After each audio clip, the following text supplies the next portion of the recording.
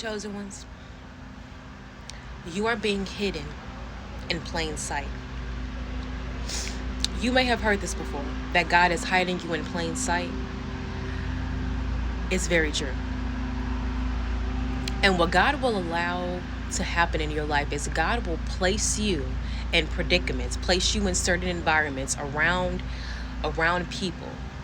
This could be around a large crowd of people, and you may feel as if you are existing amongst these people, but as if no one sees you.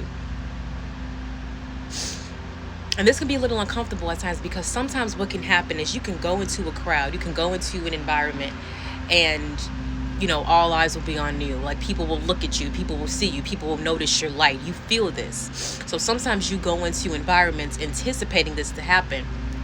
But then sometimes when you go into certain environments, God can have your light hidden a bit. God can have your light there, but what God is allowing is God is having a shield over your light. Because what God is doing is God is saying, I have you here. You are walking amongst these people. These people have no idea who is really walking amongst them, because I have them shielded a bit.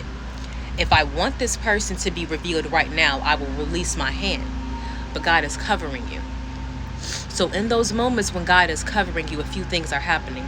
One, God does not want for your light to be shined as brightly in that moment, because it's not the appointed time for your light to be shining. It's not the appointed time for you really to be revealed. It's like when you hear a siren, you either hear an ambulance or a fire truck. And when you hear that sound, you hear those sirens, you know what's coming. But sometimes that fire truck or that ambulance can go right past you, and they may not have their siren go off.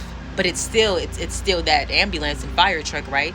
Still a sense of emergency, but the siren isn't on. Is it still an ambulance? Is it still a fire truck? Yes, it is. Even though the siren isn't on, it still is. You are still a chosen one. You are still having your light shining so brightly, even if it is not shined fully in every single moment. Sometimes God does not want to have any extra attention drawn to you, because God just wants you to live in the moment, to be an observer instead of being a server. Oh, thank you, Lord. There are times when you are called to be an observer, not a server. And I know how difficult this is, because you know that when you go into places, you feel, okay, God, who do I have to serve? Sometimes God does not need you to serve everybody every single time. Sometimes God's like, just observe. It's okay. I'm hiding you in plain sight. So when it's time for you to come, then you can fulfill your mission. Stay on course.